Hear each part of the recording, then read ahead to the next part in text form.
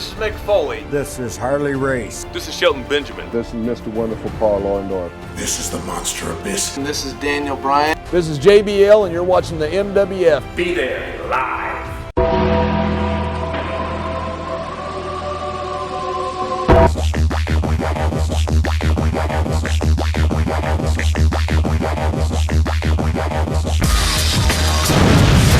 Wrestling fans around the corner, around the world, we are recording this on Monday night, April the 27th. It is a cold, rainy night here in Boston. Tony, what's going on up in Auburn, Maine tonight?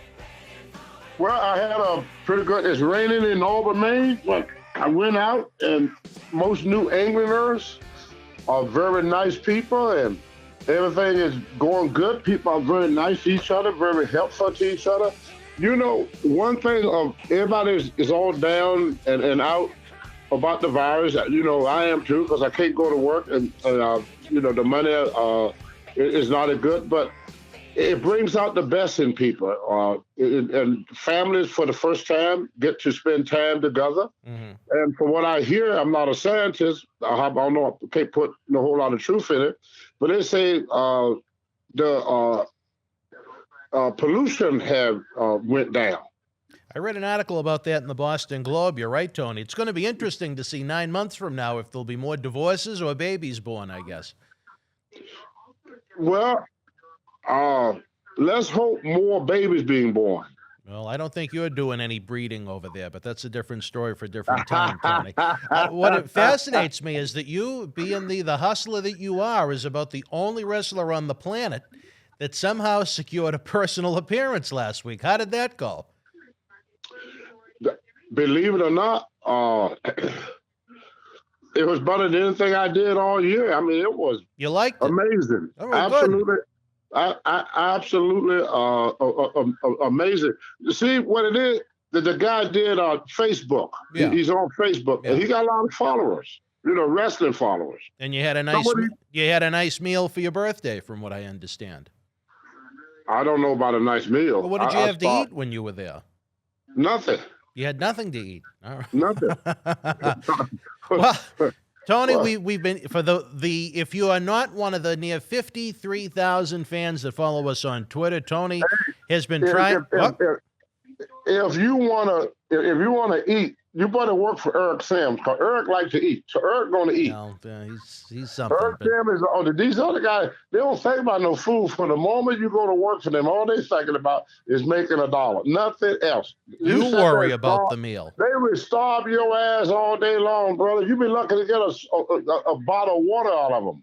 You wait for the meal, though. I know you're big when it comes to having something to eat. You better get your own meal or bring something. I made my own food. You made your own food. All right. Yeah, my wife bought me a couple of years back what's called a deep fryer. And what did you deep fry, Tony? I take my deep fry. I deep fry me some wings.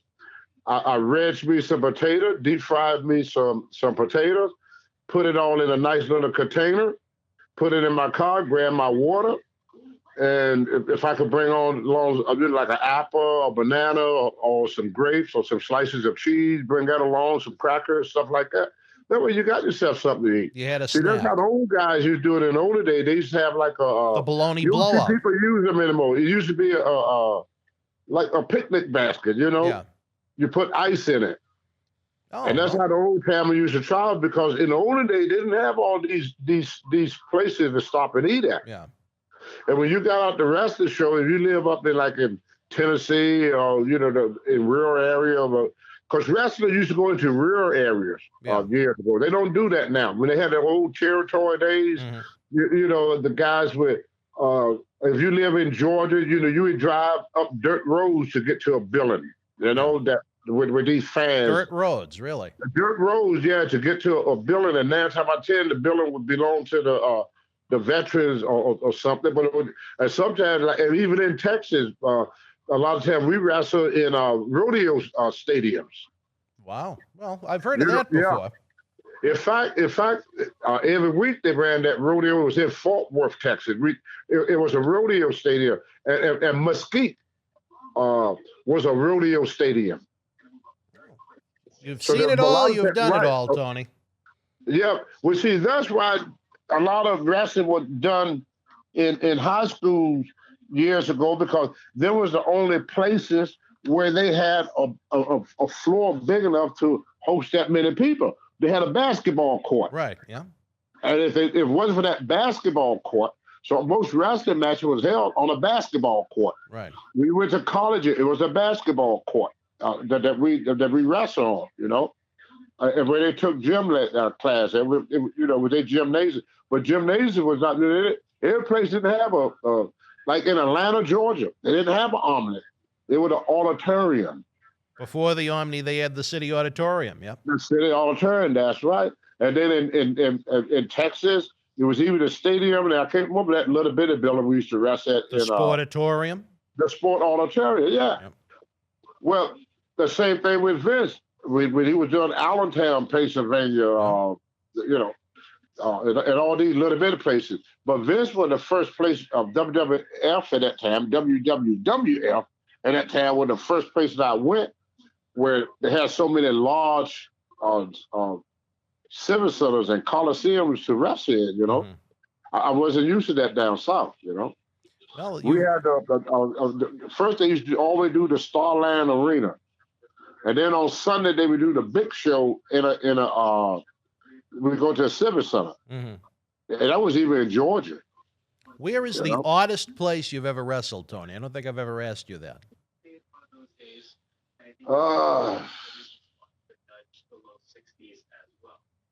Oh my goodness, there's a tie there. All right, let's hear it. What do we got? Manila, what was strange to wrestle in. Manila? Yeah, the Philippines. Why was that so odd to wrestle? Tell us about it. I flexed my muscle. Yeah. At a little kid, just showing my muscles. He reached underneath his shirt and pulled out a 45.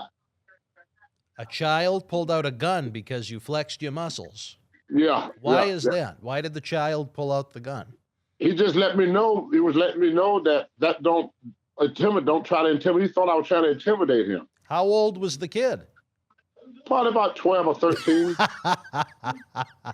Well, yeah. I'll say that's odd. Now, was the arena experience odd, or just the people? That's not just the only place.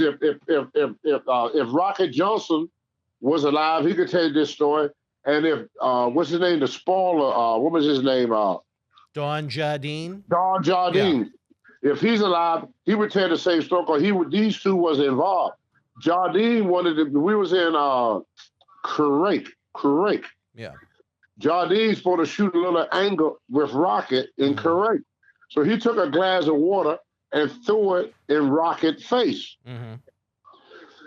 When he did that, the guy come running with the machine gun and shot at Jardine. Now, was this a man or was this another 12-year-old child with a gun? Or was the security guy this time? Security, yes. Then Matt Bourne. Oh, jeez. Matt Bourne jumped up in the aisle and jumped into some old man's face. That old man pulled out a sword and started chasing it. I mean, it's funny now, but we were scared to death for Matt. He was going to chop him up. A man in Kuwait wanted to chop up Matt Bourne with the sword. Yes. Really? Well, yeah, probably not the first or the last time for him, but. Yeah, chase his ass with that sword. You asked Mario Savoni when Blackjack Mulligan almost got shot in one of them places. Well, Blackjack had problems too. The infamous story in the garden about the knife dipped in pig fat. Yeah, and it wasn't just overseas either. Like in the olden days, when you especially in Louisiana, you ask Ted DiBiase or anybody about Louisiana. Louisiana, if you tell somebody to get in the ring, you're not in the olden days, the rest say you want something, get up here. They'll get in. No, not just them. Have the freaking audience. There you go. So the two oddest places were Manila and Kuwait. Yep. Texas was another strange place. Texas is third. Okay. Now, why was Texas so odd? I'm not. I'm just giving you a random. It's no order to it. No order. All right. It's no order. 1, 2. It just you asked me a question, and then when I stopped to think about it, we put our lives on the line in the olden days. Yeah. More time than what people know. Guys got cut going to the ring, got stabbed. Tim Wood lost a finger Someone cut off Tim Wood's finger walking to the ring. Bit it off. They bit it off. No, not cut it off. Bit it off. Yeah. A fan bit off Tim Wood's finger. Yeah, but Mr. Wrestling #1. Why? So these guys They back in didn't the like old his days. mask or what? Well, you see, here was the difference. What is hard for probably anybody today living to understand. Yeah. There used to be a question asked all the time. Let's hear it. Is wrestling fake? Because the object of a wrestler, not sports entertainer, but a wrestler, is to make the people believe. All right. So let's say I'm going to wrestle Shawn Michaels. Vince want me to put him over, right? You know what I would do with him? What would you do with him, Tony? Beat the crap out of him from beginning to end. You'd make take him look most like of shit. the match, yeah. I would. I make him look like a piece of shit. I don't mean to interrupt, Tony, but guess what I saw for the very first time since we last spoke? Because I would have mentioned it to you. The match you had with Adonis right before you left at Madison Square Garden. I'd never seen it before. You hear what the people say afterward? Yeah, I heard what they were saying, and I saw how quickly you got up and left the ring looking pissed. I was. I never saw that match before. We've talked about it many times, but I don't know why it just popped into my head now. That's why Vince released me. And you lost the big payoff at the big event in Toronto in front of about 65,000 fans just a week or so later as a result of it. Yeah. Well, live and learn, I guess. Live and learn. No, brother. What it did, it kept me alive today. Everybody at that arena knew that I was the real deal. They did. You're right. The reaction was the reaction. You got to realize what he was asking me to do. Here it is, a guy, the third best bench presser in the world. In the world. In the world. Right. One of the strongest athletes in the world. Yeah. Losing a match to a fat, out of shape gay guy. Very true. That's a slap in the face.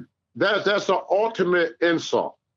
That was supposed to be the ultimate insult. But at the same time, I'm going to play devil's advocate here, Tony. Adonis was working with the top guys at the time. Nobody gonna believe that.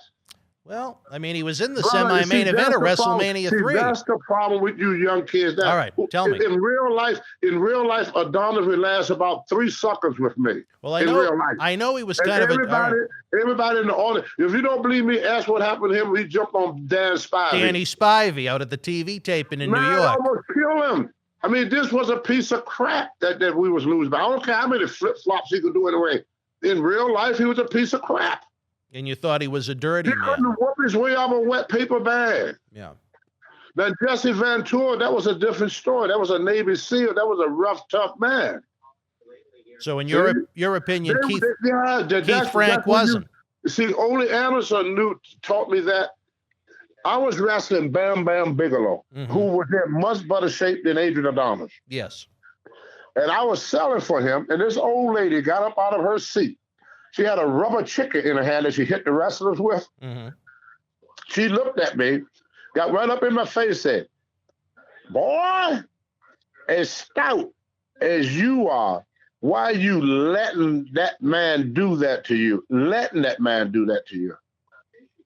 She knew it was a work, but she didn't like it. Brother, nobody was that stupid. Yeah. See, what we do now, we insult the people's intelligence. Every week. Independence too. Well, and I tell you this. I took my wife to her first independent show, right? She was in her 50s at the time. I asked her on the way back what she think of the show. She said, "Other than you, I believe I could whoop half of them guys." See, we forgot about the look. You're right about that. We think all the freaking fans are bland. Well, I remember when we think they blind. Back in December when we had Jerry Briscoe with us, who fans probably know is still a WWE talent executive. On the way to the airport, we had that very conversation. I said, "Jerry, what happened to all the big guys?" And he said, "That's the question that we ask ourselves every week as they try and find new talent to bring through their developmental system down in Orlando." Right. Where are all the big guys? It used to be guys that somebody could believe that could whoop your ass. Like when you saw Andre, you didn't think about nobody pinning him. guys that had a credible look or have a credible Yeah, look. you have to. Yeah, And you I have don't know to. where they're Yes. going because they're still born. There's still people. It's kind of like today they would take Pee Wee Hermit, right, Yeah. and put him and make him Hercules in the movie. Right. They would do that today. And we call that in the old days insulting the people intelligence. And I think that's why we've seen such a decline in Every guy that stood popularity, in the middle Tony. of the ring and press slam Hulk Hogan, Yeah. Don Morocco, King Kong Bundy, John Studd, press slam every Sergeant Slaughter. And then you're putting over Keith Frank clean in the middle. Yeah, Well, come on now. the fans in Try to do MSG something didn't like about it. it. Now, if he had Adrian to, even if he had him to cheat, see, in the older days, promoters, if they want to do that, they would have the guy to do something that makes sense. Right. Like if he'll reach down in the trunk, pull out the old-fashioned gimmick, threw salt in my eyes, and then did it. Now, that would make sense to people because no matter how strong you are, your eyes is your eyes. But again, I'm going to try and play devil's advocate, Tony, and I mean no disrespect, but you were much closer to the bottom of the card in August of 1986 than you were at the top of the card. To them fans, brother, they don't care about they're not blind. That's the part you keep missing. They're not blind. They felt disrespected. Well, they saw me before. Right. They saw you in your prime, and you were always well protected at MSG for Brother, the majority of your career there. I had a 650 bench. What the hell you call your prime? Well, I was stronger then than I ever was. I was powerlifting. You know, I set won the Nationals in 1988. And what match? What year are you talking about? August of 86, 2 years before. 2 years later, brother. Yep. I was third in the world 2 years later. I'm referring to your presentation by WWF. But these people are looking at something. You keep forgetting. I understand that, but what I'm saying is in August of 1986, the presentation of Tony Atlas was more of a bottom of the tier guy. That's why Vince got rid of me. It didn't hurt me none. No, you're right. Vince was hurting his own business. People are not bland. I don't give a shit what he did. I knew that. I would have loved to have seen. Tell me this. When I put over Adrian, what did the fans say? Let me hear you say it. They were disgusted with it. Bullshit. No, it was something they said. Bullshit. Bullshit is what they were saying. Thank you. Bullshit. And they did it every night for 2 years. I was winning. I wasn't losing. I was winning the fans. They knew I was getting screwed. Well, remember this. America loved the underdog. Right. That's why the only way Vince could get rid of me is to get rid of me. He couldn't destroy me. That's the thing that made him dislike me so much. He could not destroy Tony Atlas. No matter how many times you jobbed, he still couldn't kill you. He forget that people are not fucking blind. You weren't S.D. Jones. They could see that. Right. And my record spoke for themselves. Well, I remember, Tony, it was just a couple. And you know, in 1988, guess who came there, who was at that contest? If you ever talk to him, if any fan out there, you ask him about this, and he would tell you the same thing. Stone Cold Steve Austin. Oh, I remember you mentioned that before. Right. He went to college. He was in college during that time. He wasn't even pro wrestler. He was a college student. And him and his football buddies, they hear about this wrestler going to be in this powerlifting meet. So he came to watch the meet. And if you look at the tape, and I never knew he was there until 2006 at the Hall of Fame. Who did he inducted in the Hall of Fame? I think with Bret Hart, right? He inducted Bret that year in Chicago, right? Right. And he told the story. And I knew nothing. I did not know he was there. I didn't know until he told the story at the Hall of Fame. When you look at the Bret Hart introduction, you will hear Stone Cold tell the story when he first met me. He was very impressed. I mean, come on, you're a college kid. You see a guy that go out there with no bench shirt now, and bench press 600 and some pounds. Well, that's why you are Mr. USA. Right. So Vince, when he tried to see, when he wanted to get rid of you first, he wanted to destroy you so you can't make money for another promoter. So you don't have any value. destroy anything about you, so you had absolutely no value for another promoter. I But remember. he couldn't. So I didn't let him do that to me. You just got up and walked off. Now Rocky Johnson, his way of he knew Vince was going to do that to him. He knew it. Mm-hmm. So he left. He went on to other pastures. That's why Vince never used him again, because Vince never got a chance to get even. Vince got an old saying, I can't get you if you're not here. You think he wanted to get Rocky Johnson Of course that? He wanted did. to job Rocky Johnson out? He's a vindictive son of a bitch, of course. Right, of course. How do you really brother, feel? yes, you do. Come on. You're playing dumb. Come on. But Tony, I'll say this. All you got to do is look at what has been done through the year. Here it is, a virus, right? Yeah. It's a virus. People is out of work, unemployment. He added to it. He don't pay his wrestlers what they're worth. He don't want to give them no insurance, no nothing. Other than that, he keep every wrestler is self-employed except for on April the 15th. Then you're an employee of the WWE until April the 15th. Come April the 15th, you self-employed. Well, it was a tough week. It was a tough week. A subcontractor should be able to dictate some of the terms, right or wrong. Correct. If you have no say-so, take it or leave it deal, you're working. You're an employee. You're an employee. You're an employee. Right. But you be put down as independent contract. Independent contract, so that he could jerk you around. You don't have to pay no taxes, no nothing. No, nothing. Look at all these guys who's struggling right now. Some of these poor wrestlers. I've had a chance to talk to a number of them, Tony. They're all looking for work, and really, there's no work to be had right now because no one has any events. See what he did to them? It was a bad time to do it. I understand from a business point of view why, but it was a bad time to do it.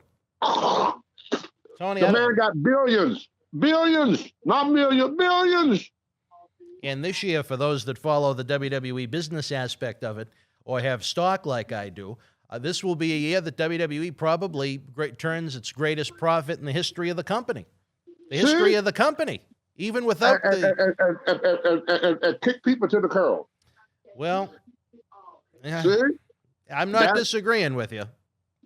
Well, see, that's what I'm talking about. These people, they don't, but he could. I didn't let him destroy me. Cause what's his name told me this? Abdullah the Butcher. Larry Shreve. I say Abdullah. Yeah. How can I keep these people from destroying me? He said, get over with the people. Once you over with the people, there's nothing they could do about it. So that was always your point of view. Get over with the people. Mm-hmm. Well, it's a good philosophy to have. I mean, do not insult their intelligence. You're about 35 years from probably your peak as far as a presentation on national television goes, and you're still out working the circuit now. So you did something right. I kept myself, because people could see. Yeah. It's what we keep forgetting. Mm-hmm. They could see. When you see a guy 160 pounds beat a 250-pound man in great shape, it's hard to swallow. You understand? I understand. It was. But we do it anyway because he could do these flips. Right. Yeah, he can do the flips. Well, yeah, he can do the flips. All right, Tony. So, yeah, we put him over. This kid is great. Look at all the things he can do. Yeah, but he's, come on now. If you take that same kid and walk him into a biker's bar, mm-hmm. he would pee on himself. They'd laugh at him. Yes. Yeah. And you made that your champion. Well, that's what it goes back to that conversation we had with Jerry. What happened to all the big guys? Or even maybe guys that are 6 feet tall. Where are they? Where'd they go? Yeah, guys that at least look like a wrestler. Right. I mean, it's okay to have a few of that type, but not an entire roster filled with them. And I think that's part of the reason why we've seen such a decline overall in fan popularity as it continues to go down the toilet. Even the women. I think they need to do away with that completely. 5'2". You got a little 5'2" woman running around there and talking about she's the man. Come on now. And look at how the tall is popularity that girl? tanked. How tall Probably is that probably girl? about what you just said. Give or take an inch or two. She's a shrimp. Well, I don't think anyone really cares. At the live events, they'd get up and go to the bathroom, but they're trying to be PC in this day and age, and that's the presentation as it is, no matter how many people drift off into other interests in life. And then you take a great athlete like Charlotte Flair and have a shrimp beater. Well, See? I don't disagree with you. And so when you do stuff like that, you expose yourself as a show. People didn't really want it to know. See, wrestlers always like the masked man. Yeah. Who's under the mask? Who's under the mask? Who's under the mask? You know, it was like Clark Kent and Batman. Yeah. And, you know, Batman was Batman as long as people didn't know it was Bruce Wayne. Right. See, and everything went good. And protecting his identity was everything. Well, protecting how we did what we did was everything. That was power of the drawing power. Yeah. And plus, people wanted to do something where they could get lost in it, just for a few minutes of their life. That's what and it is. we took that away from them. They didn't want to know Hulk Hogan's real name. They don't want to know that stuff. See, they don't want to. They want to hear about. You know, they wanted something to believe in. So much in this country that took people belief away. Yeah. People don't believe in their government no more. They don't trust the banks. They don't trust the country. So we had to destroy people's trust. But they believe in you, Mr. USA. Nobody trusts nobody no more. All right. See? Well, Tony. And what we did, we kind of exposed something, and the people didn't want to know. It was their scapegoat. See? Well, it was almost and then like it got to the place where anybody could be a wrestler. And you don't have to be a tough guy anymore to be a wrestler. it was like Little League baseball. They just let everyone in. Right. We used to be known as tough guys. We was tough guys. There's no more tough guys. Do you need a tissue, Tony? What do you think I'm blowing it in? Oh, I don't know. I heard you spitting earlier. I don't know what you're doing over there. It's very different than when you're here in the studio with me. Can you hear it? I can hear it. Tony, we had several deaths since the last time we spoke. We'll run these names by you, see if you have any thoughts real quick. I don't think any of these names would get a full episode, so we'll do it in this way. But did you know that Dick Steinborn died, Tony? Yeah, I heard about that. Yeah. Now, did you have a background with Dick? No, No. Did you ever meet Dick? a couple of times. Did he make an impression on you? I don't know. I'm not. Yeah, I'm not a psychologist. How would I know? Well, I only met the guy a couple of times. Dick really didn't make an impression with you. I can't say he did or he don't. You don't really care. In other words. What are Is that you, what man? you're trying to tell me? You don't care that Dick Steinborn? Brother, if you trying to get a conversation go with me about Dick Steinborn, I'm going to listen. All right. Well, what about Joe? Okay, you probably know a hell of a lot more about that man than I do. We lost Joe Pedicino, Tony. Did you have any background with Joe? No, No? All right. What about referee Jack Lutz? no, He was a WWF referee. He never reffed any of your matches? probably. Yeah. You didn't even know his name. And one more, Tony, to wrap up the list. Billy Caputo passed away. I think I know him. Yeah, well, he was a referee too. All right, well, Yeah. I'm glad you were paying attention. All right, Tony, in this episode, the fans, they sent in some questions. You were featured last year on one of the Darkside of the Ring episodes about Bruiser Brody. One of the most talked about episodes this year has been the Jimmy Snuka episode that was released. I know you have cable, but I don't know if you get Viceland TV up in Auburn, Maine. I know we don't get it here in Boston. Have you seen the episode? No, we don't get it. We don't get it in Maine either. Well, the fans sent in some questions, Tony. You were one of the top attractions during that time, during Snuka's peak as well with the WWF. At the time everything went down, you'd probably have to look at Bob Backlund, Jimmy Snuka, and Andre as the top three baby faces. The fan asked, Tony, who was the biggest of the three? And where would you have fit in if they used you as a single as opposed to a tag team wrestler at that point? Could you have approached the levels of Backlund, Snuka, and Andre? I don't understand what you're asking me. Well, most people would have, if you look at that time frame, the top three faces would have been Backlund, Snuka, and Andre, you were in a tag team at that point. If you were featured as a single, where would you have fit in there? Do you think that you could have been as big as those three, bigger than those three, if you were given the proper It wasn't push? up to me. Well, in your opinion, do you think you could have reached that height of popularity? I was there before they were. Yeah, I understand that. Of course, I did it before. Why you think I couldn't do it again? But it wasn't up to me. It's never up to the wrestler. You know that. Do you think with the right push you could have been as over as the three of them?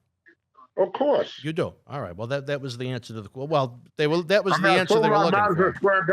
That was a silly question. I sold out Madison Square Garden. I sold out Spectre. I sold out everywhere I went, and then all of a sudden I can't draw no more.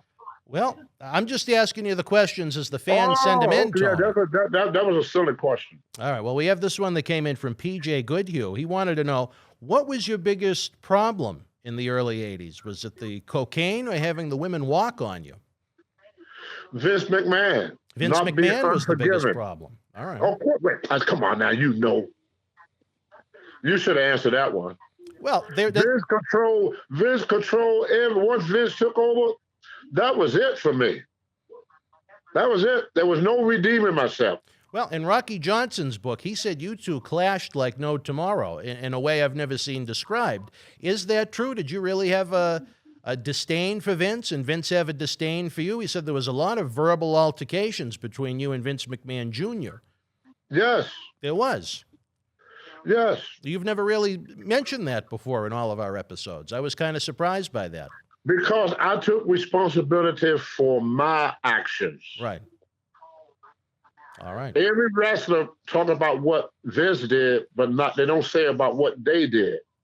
Well, I didn't want to be that type of person. I know you left the company at one point, right before an event at the Philadelphia Spectrum, so you could have a woman walk on you in Los Angeles. How bad of a problem was the cocaine at that point for you?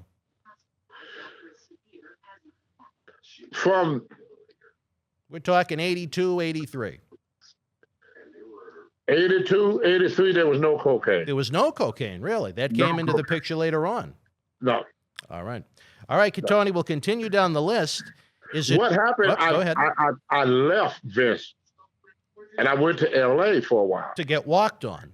No, and also to train. Mm-hmm. See, when I first hit, I had no days off, not one. Right. From the moment I got off that freaking airplane, but I never stopped moving. Never stopped moving. From the moment I got off that airplane. It was nonstop. Non-freaking stop, and my health and was started to, I said, Vince, I need a little bit of time off. I talked to Bruno about this. Bruno had done the same thing a couple of times. Bruno took some They was not as lenient. Right. They was not as lenient with me and it was with Bruno. I didn't understand the time, but Lou Albano said, Tony, they're selling out for the first time. Mm-hmm. You look at what the houses were before I hit that scene. You gave him a boost. I gave him a hell of a boost.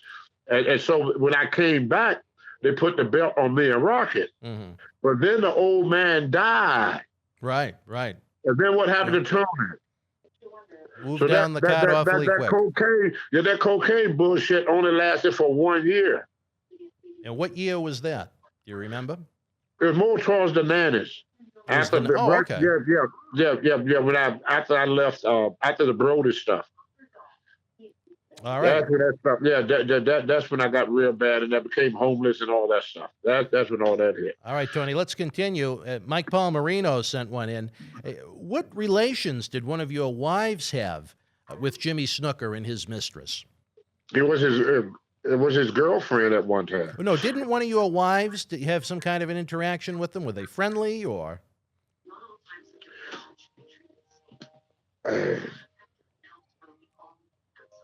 I never really paid a whole lot of attention to a lot of them women that was at the show. I always had like a study girl with me because I was always afraid of when I was in Georgia. I used to run a lot with Tommy Rich and a lot of them guys. And one time a girl had gonorrhea. Had what? Right, and I had to go to the hospital to get tested. And that guy took this needle or pin and stuck it up the head of my penis. And I never liked it that. So from that day on, I said from now on, I'm just going to have a studded girl. You can't get an STD if someone's walking on you, I guess, right? Well, no, I just always had a So you only girl. had one, I see. Right, for sex. I'm talking sex Just now. for sex, okay. Right. I always had a studded girl. And a lot of these guys, they had a girl in Every town. Yeah, in every town, and I didn't do that, so I didn't get to know all the rest because I didn't go to these orgies. You didn't go to the orgies? No, not after that. No. I did at the beginning of my career in Georgia and in North Carolina, but then when I went to New York, you got to realize during the 70s and the 80s, New York was filthy, brother. It was a filthy city. You ain't shit and smelled like urine. Well, who were you married to in '83? Which wife? That was Lisa. Lisa. I didn't marry nobody in '83. I wasn't married in '83. I was divorced by that. Did Lisa know Snuka? Huh? Did Lisa know Snuka? Lisa was Snuka girlfriend at one time. That's okay. Now that makes sense. That's right. Yeah. Now, did Lisa ever have any negative experiences with Jimmy? Well, I don't want to speak for her. I got to stop doing that. So I'm going to take that as yes. I don't know. I don't want to speak. You do know. You just don't want to say. Exactly. It is. All right, well, I'm going to pry it out of you at some point. All right, let's continue down the list. Where is this one now? We have Charles Masley down in Palm Bay, Florida. What the heck does this say now? I'm trying to make sense out of nonsense. What was your first impression when you found out what happened with Nancy and Jimmy? Were you surprised? Were you not surprised? You're laughing. Because it's silly. So the answer is no. You weren't surprised. I don't remember this stuff. This was not part of my life. Well, you weren't there at that point. You were on one of your hiatuses. It was not part of my life. Well, what was your first thought when you found it? Did you ever meet the woman, Nancy Argentino? I've seen her a couple times. I didn't. Well, what was your first thought when you found out the woman was dead under mysterious circumstances? Were you surprised? No. No, you weren't surprised. All right. Well, where I come from, I used to walk to school and walk over a dead body. Are you kidding me? It was like The Walking Dead down there. Yeah. I mean, come on. I know nothing about what you try to get me to talk about. I was not involved in that, and I just hear stories from different people. That's all I know about it. Well, thinking back to Lisa's stories. I wasn't even booked that day. But thinking back to Lisa's stories, you weren't surprised. I wasn't even in town. I think that was when you were in Los Angeles. I was not, but that didn't happen in Los Angeles. It happened in Allentown, Pennsylvania. I understand that, but you weren't in the territory. You had left. But not in the town, not there. I understand that, Tony. You weren't even in the territory when it happened. You were out of wrestling. Yes. Well, because you know some of the people involved, I guess. Oh, okay. I was wondering. Now, did you know Buddy? I wasn't even there. Did you know Buddy Rogers at all, Tony? A little bit. Yeah. And did you know that he was kind of, he wasn't a huge fan of having to be Jimmy's babysitter? Oh, did he tell you that?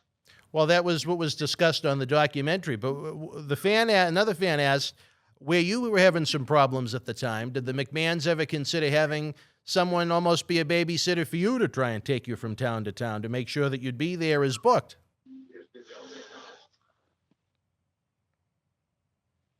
Thunderbolt Patterson told me something. What did he say? He said, Tony, you cannot do what them white guys do and keep a job. Mm-hmm. My color had a lot to do with what I did. It still do. It ain't stopped. Even in this day and age. It ain't stopped. You know what I just said? I heard you. I didn't stutter. It ain't stopped.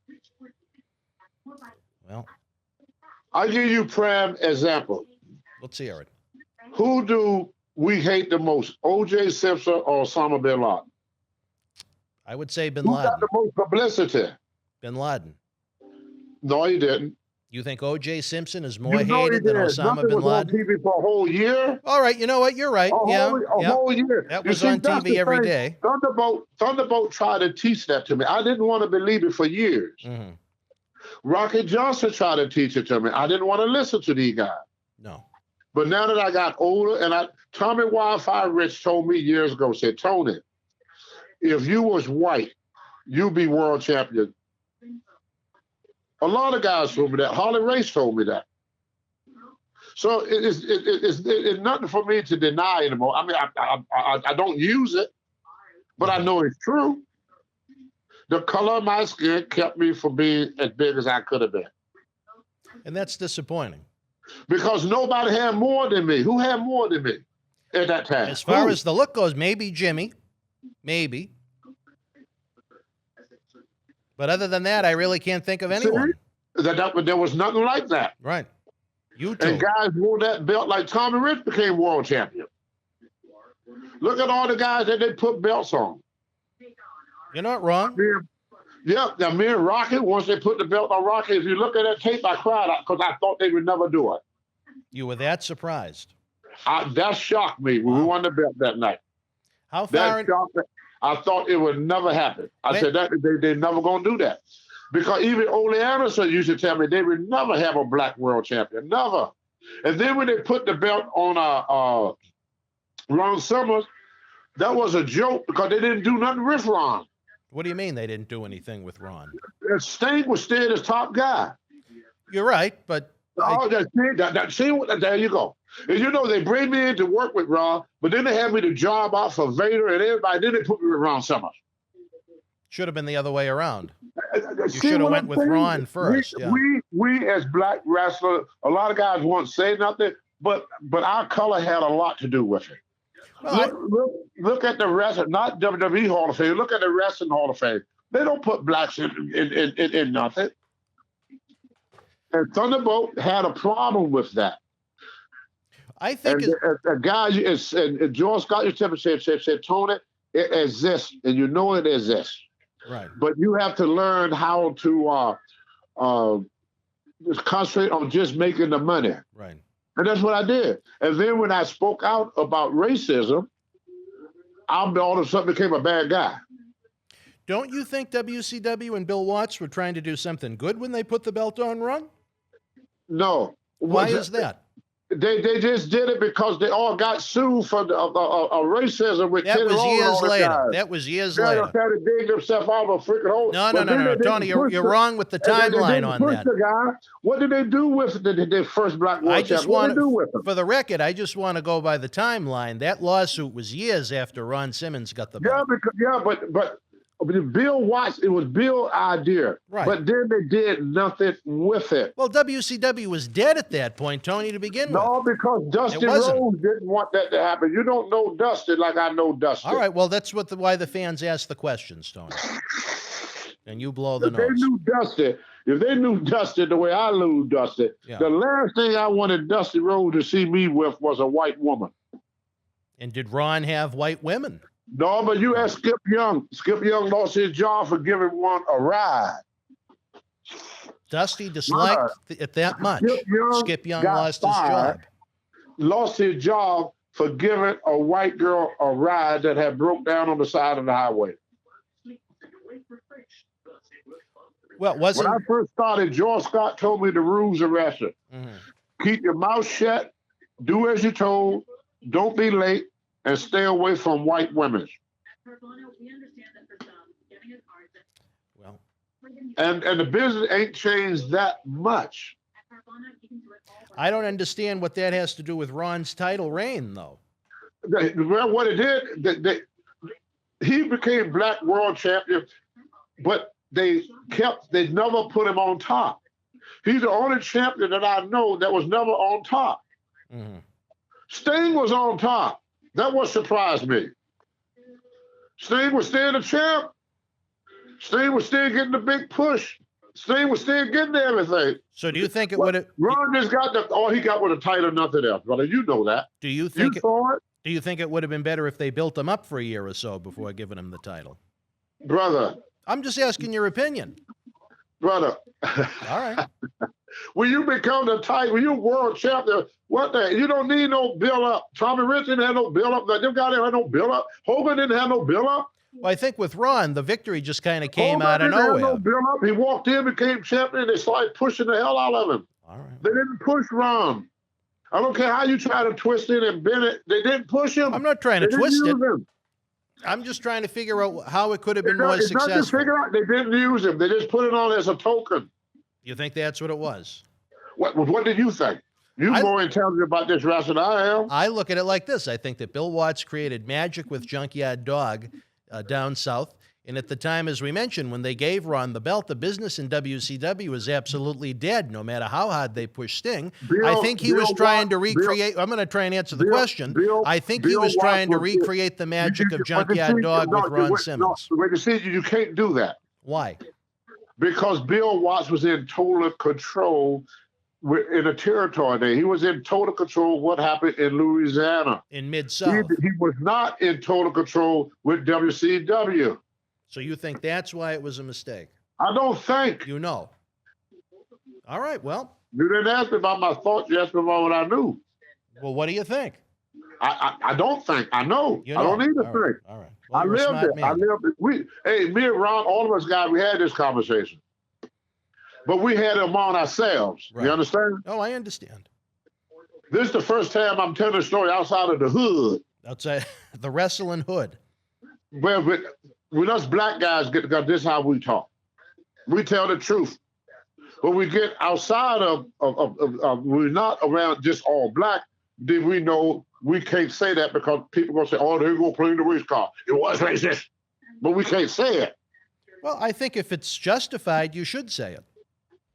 You can't say it, trust me. Well, it doesn't offend me. I guess I'm different. I don't know. Tony, we got two more questions here on the list. Mr. Fuji has been described as a man that used to, quote unquote, clean up the messes for the WWF office when you guys were on the road. Is that true? Was Mr. Fuji a cleanup man in nights like Nancy Argentino and others that weren't so severe? I don't understand what they mean by that. Well, he'd clean up some of the other boys' messes, whether it could be related to maybe violence, substance abuse, fights, hotels. I never heard that before. You never? All right. Well, that's your answer to that I know one. he was a crankster. That's all I know about his Fuji. ribs are Yeah, legendary. I knew he was a crankster. I liked He his never ribs. did. You know, this is probably something they did when he was an agent. I probably wasn't there the time they're talking about. All But the Fuji, I knew Fuji as a wrestler. I didn't know Fuji. You know, I wasn't there when they made him a manager. Remember? Right.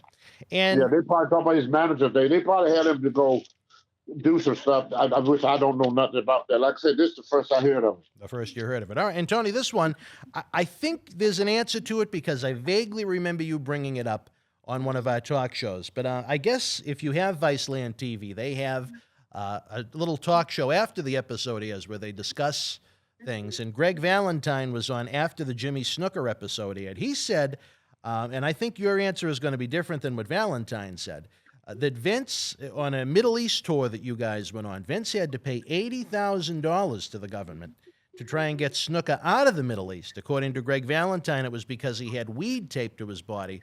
But I think your story was a little different. Am I remembering? No. What was No, it? the same thing. Yeah, that's what happened. Yeah. They caught Jimmy with weed. I don't know what it was. They just caught him with stuff. And because I wasn't on the trip. So You weren't on the trip? We all hear the same story. But what Valentine said, they're the same story that I always hear. They took their weed pretty serious over there in the Middle East. Brother, if you get caught, it's not the Middle East. What is it then? See, Kuwait is all Muslim. Right. Oh, it's the Muslims. All right. Saran law, whatever you call it. We'd have to talk to Sheiky, baby. No, you can't. Sheikh is not a Muslim. What's the Sheik? The Sheikh is Iranian. So what religion is that? Sheikh is a Christian. He is now. Well, yeah, but he never was a Muslim. All right. Y'all know. Yeah. Well, he's always praising Allah, right? I'm not into the religion as I am the wrestling. Yeah. They're Muslim religion, like got Christian, Muslim, but Sheikh he was not involved. The Sheikh used to work for the Shah of Iran. That's right. He was the bodyguard. Right? Yeah. And an athlete. He knew nothing about no religion. What religion? Didn't you have some kind of a problem? Was it the Middle East? Weren't you arrested? Yeah. Everybody. Well, see, here's the thing What that happened is with you? illegal. Here's the thing that is illegal. If anybody ever go to any Muslim country like Kuwait or Saudi Arabia, if you touch a woman on the hand in public, you go to jail. Wow. If you touch a woman in any kind of way in public, you go to jail. If you get caught with alcohol, you go to jail. If you get caught with drugs, you get hung or you go to jail. There ain't no lawyers. There ain't nothing. You go to jail, they lock you up until they're ready to talk to you. Then they would come and give you your sentence. And then you do your sentence. That's it. In your circumstances, did you tell me you had a woman walk on you on a cruise ship somewhere in the Middle East? Yep, and just for getting my back walked on, the guy wanted to put me in jail, but then luckily for me, one of the wrestlers who worked out with me, it's good, something about us bodybuilders. He was a bodybuilder. He was into the weights, and he thought that I was the greatest thing that walked. But he was a Muslim too, so he went and talked to the head Muslim guy, and they asked me, why did I do this? So, if I'm in jail for something, so I said, I want to try to make this look just as harmless as possible. Right, you had to. I knew the law. I knew the law, okay? They explained it to us real good before we went. So I told them, I said, well, look at my back muscle. And I flexed my muscle, and I worked them. And I just flexed. I did the crab. I did the bicep. I took my shirt off, and I said, well, somehow my muscle would lock up like this. Like that, my muscle get locked, and I need pressure. I need pressure to relieve the muscles, and only the weight of the human body could do this. And he said, "Well, in our country," he said, "Did the girl have her shoes on or off?" I said, "The shoe was on." Thank God for that. Yes. If the shoe was off, you might still be over in the Middle East. Yeah, I would have went to jail. Well, it's a good thing your fetish is a little more bizarre than most people that like I got a shoe fetish, if I had a shoe fetish, right? It's not a foot fetish. If I had a foot fetish, I would have went to jail. You'd still be there, probably. I would still be there, probably. All right. But anyway, make a long story short. So now I had 2 more days to go before I'm out of there. Yeah. So here what it is. The guy, one of the policemen.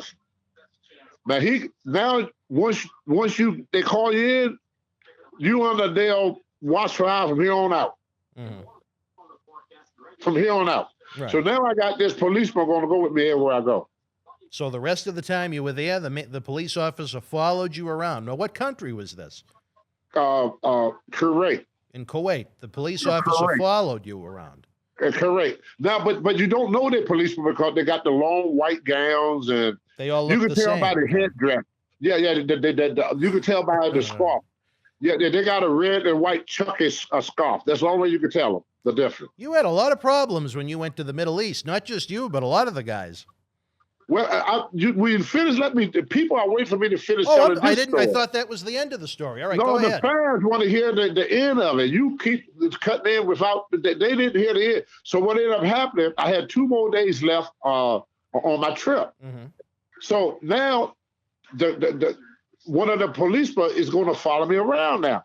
So this is what the policeman said to the administrator or the head, whoever was.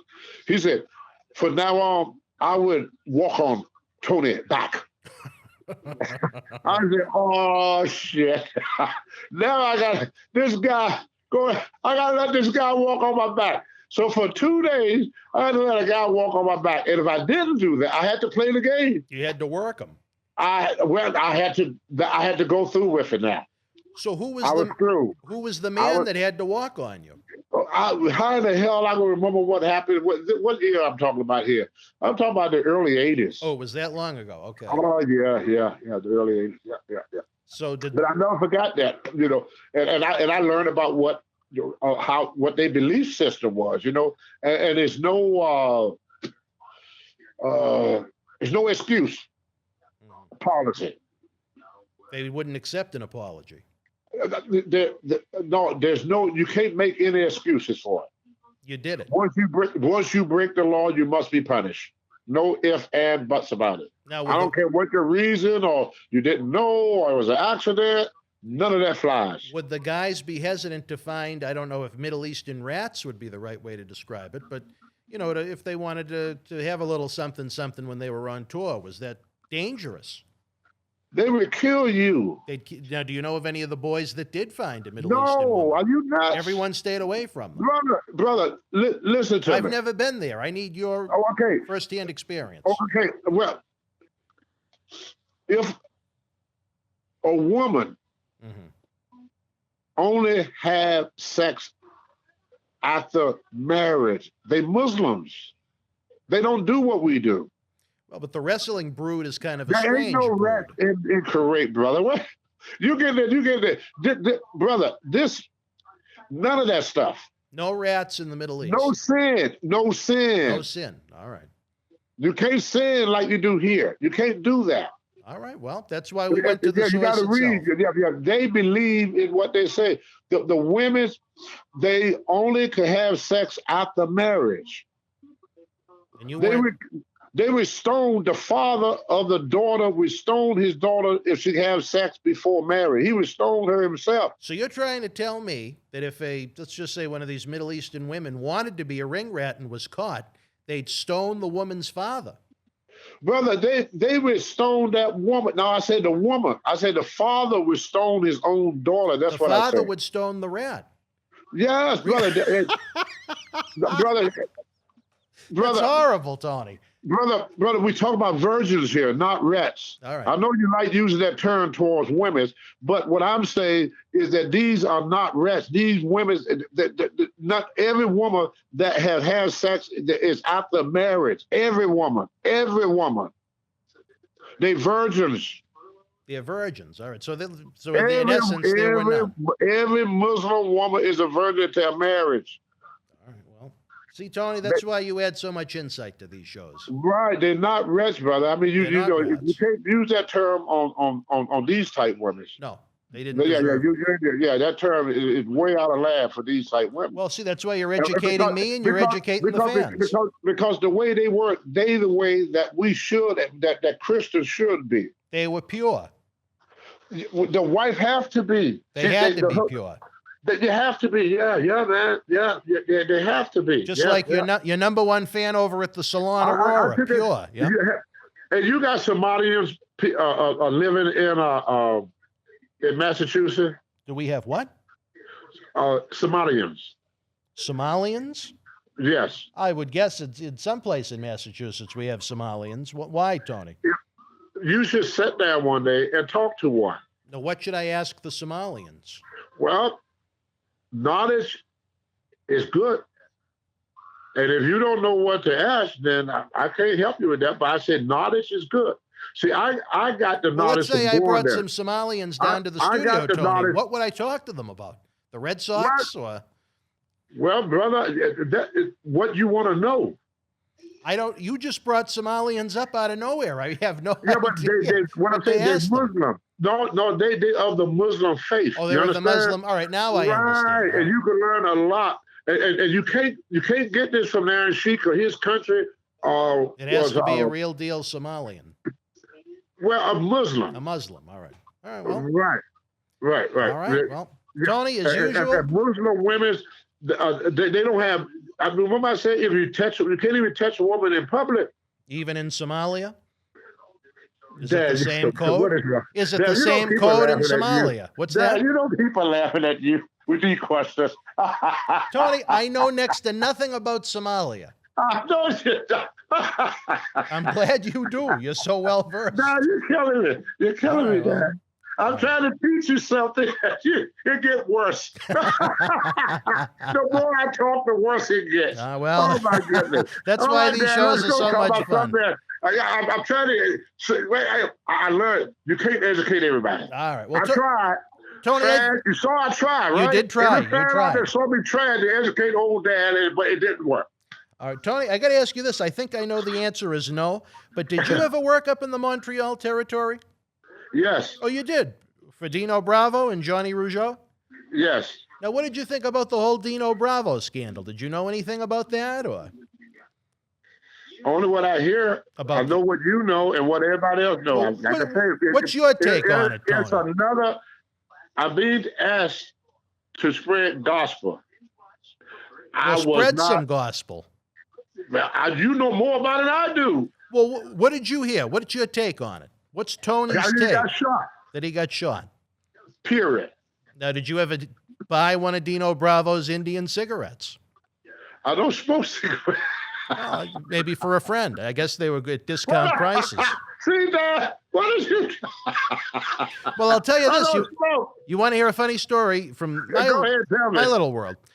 When I was in high school, beyond doing wrestling stuff, I had a part-time job at a supermarket. And there was this guy, he was an old hood, and he would get, off of some quote-unquote chip, he would get severely discounted cartons of cigarettes. They would go for about $50 to $60 in the store, and he'd sell them to me for $20, and I would sell them to people that I knew, and I used to make a pretty handsome profit off of it. So I guess I was the Dino Bravo of Johnny Foodmaster. Huh. But no one shot me over it, though, so I guess that's a good thing. Did you like Dino? Loved him. Why did you like Dino? He's my friend. Well, tell us something about Dino the person that we wouldn't know otherwise.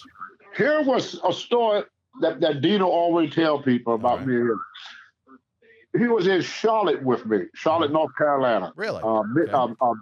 Mid-Atlantic Championship Wrestling. And we used to go to the gym, a gym called Doc's Gym, D-O-C. Doc's Gym, yeah. Yeah, D-O-C Gym. Okay. And Dino always been very strong. So Dino would be bench pressing. We start off with 135. Then we go to 225, and then we go to 315, then we go to 405, and then I would go to 500. Now Dino would miss the 500. So I would take the 2.5s off. Now it's 495. When I do the 495, he do it every time. Oh, okay. But you put that 2.5 on, he missed it every time. Really? He had a blockage about 500. Why was that? The human brain is it's powerlifting. Anybody that goes to the gym, they know what I'm talking about. You had what you call the blockage. He had a mental blockage once he hit 500 pounds. Yeah. Really? All right. Well, and after you left WWF, well, family, I remember when I saw him again later. I was the first person. He was so excited to tell me, Tony, I did 550. And we high five each other. We talk about it, and he told me how he got all excited. It was like a little kid in the candy store telling me he got up to 550. Blah blah blah blah blah blah. He said he'd tell the story. You remember when I kept trying to do 5? Kept trying to do. He must have. I mean, it bothered him for a long time. He couldn't break that 500 mark. He was in WWF when you came back as Saba Simba, so you must have had a little reunion at that point to discuss your weight training. Yeah. And we always talked about that one incident because we were training buddies. We hung out together, we went out together, we laughed and joked. We never had no serious problem. Dino was not a troublemaker. He was kind of like me. He was more of a jock. Yeah. Now, we like to eat good food. We went to good Italian restaurant, ate good, work out. Yeah. Got high a little bit. Go have a little fun with the girl. Now, how did you get high with Dino? I said a little bit. I don't want to talk about it all night. But what kind of gimmick were you doing? The little weed? And then we have a little fun with the girl, and we try to it was a nice, relaxing type of relationship. You like Dino. I loved him. I say, Were you sad when you found out about what happened to him? of course. Yeah, that was shocking. Now, as someone that worked up in the Montreal territory, do you think there was mob activity involved up there? Or did you ever hear How of the it? hell would I know? Well, some of the boys, they kind of knew. You didn't know of any mob activity. I just asked. How in the hell would I know? Tony, See, the you things keep that you forgetting- know brother, surprise me. Brother, no. See, what I don't want to go back to it. All right. I'm black. You're black. Yes. So you didn't know of I was any left mob out of- I activity was in left Montreal out of- because you're I black. was left out, brother. I was left out of a lot of loops. All right. Well, if that's an I'm honest black. answer, that's an honest answer. I mean, I hear it because I'm not deaf, you know. I tell you this, one thing we need to do in 2020 or 2021, Tony, is get a computer up there to Auburn, Maine, to let you see some of these things that you're missing out on. Do you think you could learn how to use even a minimal computer? Yeah, You do? Well, we need to get you one. Didn't Monica have one? yeah, but her daughter came and took it. Oh, well, what a Yeah. slap in the face. All right, Tony, well, That was a rough time. Remember I talked about her daughter even on your show? It pissed me off so yeah, much. she took a lot from the house. Well, they all do that. When they think you're going to die, they come and clean you out. And what's Monica going to do if she comes home? All her stuff's gone. We get more. We'll get more. Well, you always find a way. You're a very resourceful human being, if nothing else. We- That's we why I get admire you so much. When Monica get home, the stuff is not important. To have Monica back home with me is going to be so wonderful. We ain't even going to need all that stuff. How is she holding up during the pandemic, Tony? How's she She's doing at the doing good. hospital? She's doing good? She's doing real good, yeah. Well, I know you're talking to her every day on the phone and Every lifting day, her spirits. Every You're a day. good man. I'm going to make sure that I keep up with her every day. Well, Every the day. fans are always asking. Yeah. Again, Tony, as we wrap up this episode, we want to let the fans know. We'll put the links below that you are available for drawings. We have them up on eBay. I know you're going to be making a masterpiece for one of the great fans this week of Bruiser Brody. You're doing the personal phone calls. Forget about Cameo, where you get a video that lasts 30 seconds. You're talking about real-deal conversations and interactions with the WWE Hall of Famer up in Auburn, Maine. Memories and laughs that'll last a lifetime. And as we discussed earlier in the show, Tony, you are willing to travel for personal appearances. Yes. You just don't want to fly at this point, I'm guessing. I don't care how I get Oh, there. you would fly. All right. Well, Tony's Yeah, available why for not? bookings worldwide. What's wrong with flying now? Well, I know they're looking for a new leader over in North Korea. Maybe you could help them out. Bring a little Americana over there. Kim's in rough shape. That got nothing to do with me. All right. All right, Tony. It was a pleasure to talk to you. Hopefully, we'll talk again later in the week, fans. If you have any questions, comments, leave them below. Tony, we want you to stay healthy and safe up there in Maine for us. Can you do that? All right. Good night, y'all. All right, buddy. We'll see you next time on Wrestling Insiders. Good night.